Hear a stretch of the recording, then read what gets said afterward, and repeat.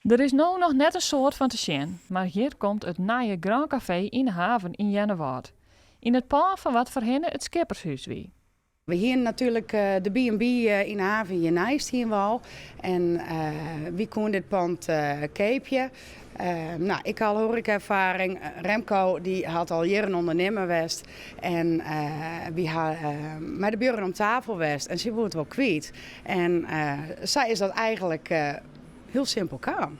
De horeca in Jennewaard is momenteel net geweldig. De laatste jaren de gaat ik wat dicht. En het moet leefbaar blijven, het moet aantrekkelijk blijven voor toeristen.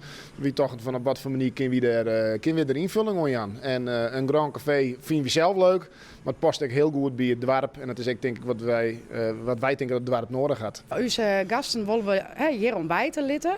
Het is net alleen voor de gasten, maar eigenlijk voor iedereen in Jennewaard. Toeristen, mensen die in de haven met hun bootje lissen. Die kunnen hier ook gezellig aanschouwen. Daarnaast willen we ook nog graag lunch en diner draaien. Nou, en de dagjesmeesten, die hebben we natuurlijk heel vol in Jennewaard. Die kunnen hier altijd welkom voor een kop koffie en een lekker stukje gebak.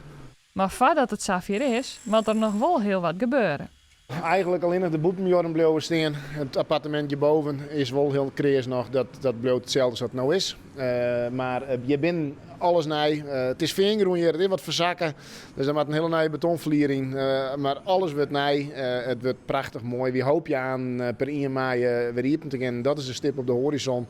En tot die tijd, nou dus juist het wel, moet er nog een hele protte gebeuren. Maar het wordt aan weer prachtig mooi.